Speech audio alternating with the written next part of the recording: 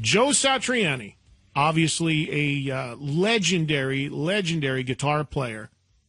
And I think it was during the mailbag segment, if I'm not mistaken, when we did the free-for-all mailbag on Friday, where somebody had said to me, I think one of the questions was, do I see instrumental guitar music making a comeback? Like, do I see a viability for instrumental guitar music to have commercial success? And I was thinking about that, and I remembered answering it, no. And if you really think about it, the only guy that has ever had real success as an instrumental guitar player commercially is Joe Satriani. I mean, he's really the only guy that had that sort of level of success with like airplay and bona fide hit songs doing instrumental guitar.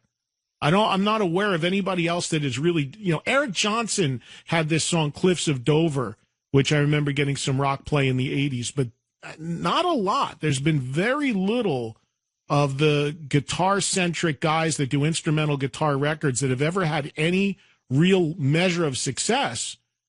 And Joe actually is certainly one of those guys. And of course, he had, was in Chickenfoot with Sammy Hagar and Michael Anthony, and was briefly in Deep Purple, but predominantly his career has been dedicated to his own thing.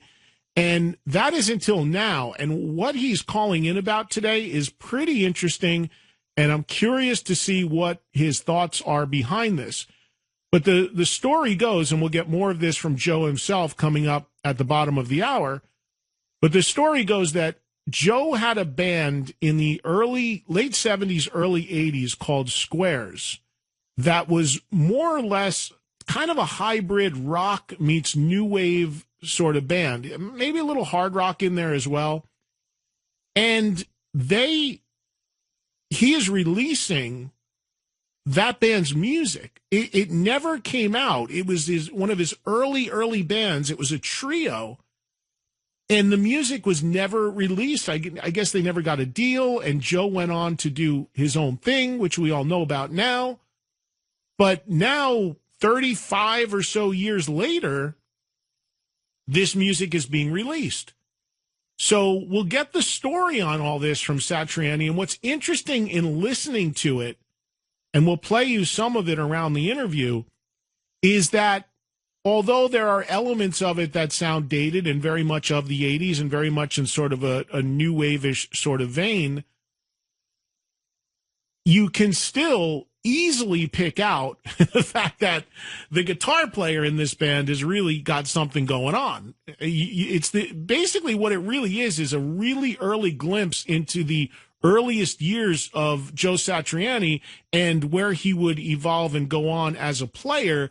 It's kind of fascinating to go back in a time machine and hear what he was doing as he was still, I'm sure, very much learning the business, learning what he wanted to do as a player, learning his craft, learning his technique.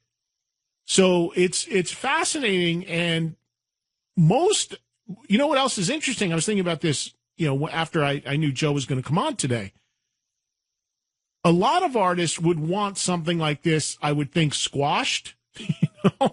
There's been a lot of instances in music where people have gone on to have great success in other areas and known for other things. And the stuff they did very early on, the earliest demos or their first bands, they want suppressed. They don't want that out there. They don't want people hearing it. Oh, they're embarrassed by it, or that's when I was like, I didn't know what I was doing yet and all that. Like the early Pantera stuff? Early Pantera, because of how they looked. Or I've told this story before about Bryan Adams, who had a disco dance single before he was known for what he was known for, straight up sort of rock guy in the 80s. But he had a disco song called Let Me Take You Dancing that, man, to this day, they try to suppress and make like it never came out.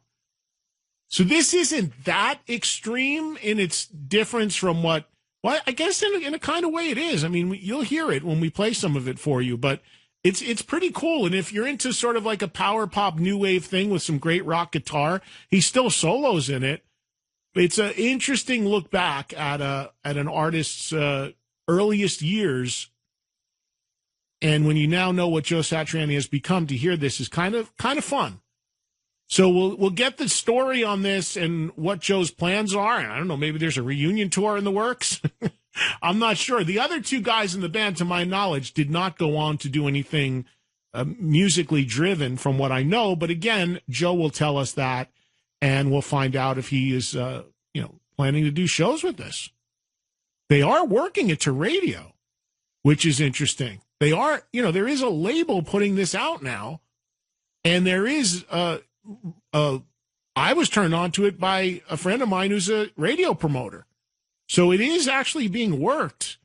I can't, being honest, I mean, we know how hard it is to get stuff played for some of these acts. I can't imagine it finding much love on the radio airwaves outside of being sort of this anomaly peek into Joe's earliest years, but who knows? Stranger things have happened, right? Just tell radio stations it's Weezer.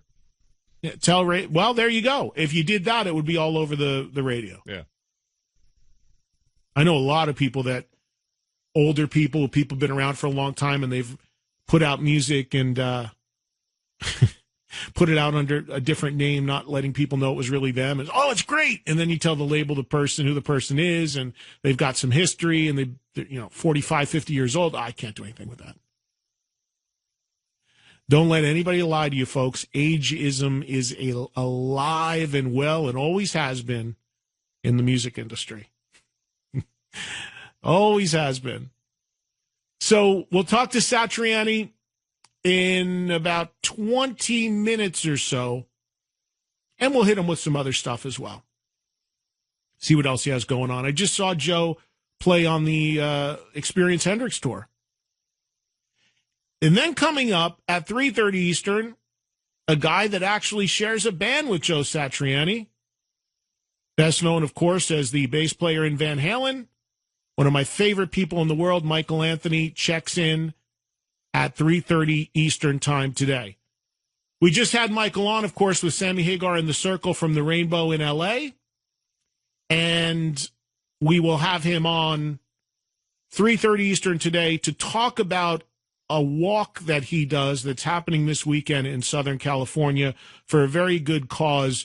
We had a caller yesterday erroneously say that another one of Michael Anthony's, God forbid, another one of Michael Anthony's grandkids had passed away. That is not the case.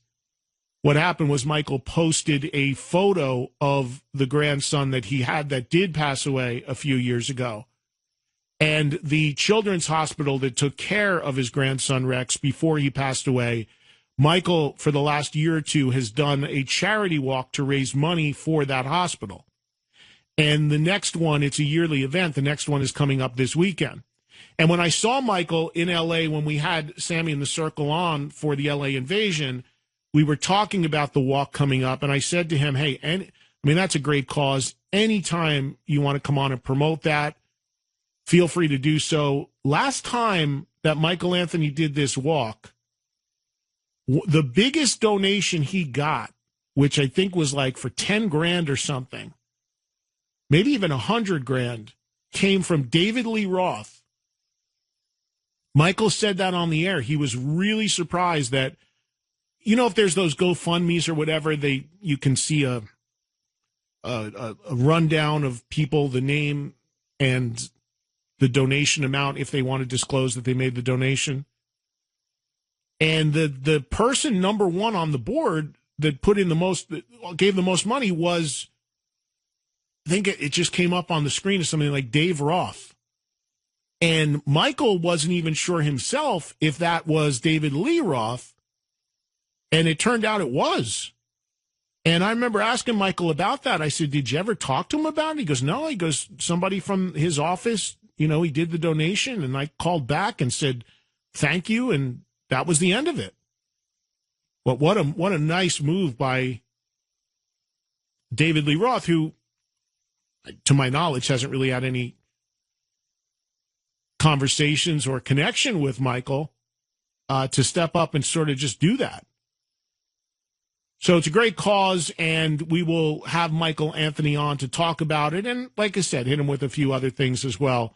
And that's coming up 3:30 Eastern today on Trunk Nation. So a busy show loaded with a couple interviews. And around that, we'll do our usual bit. We'll get some news on for you.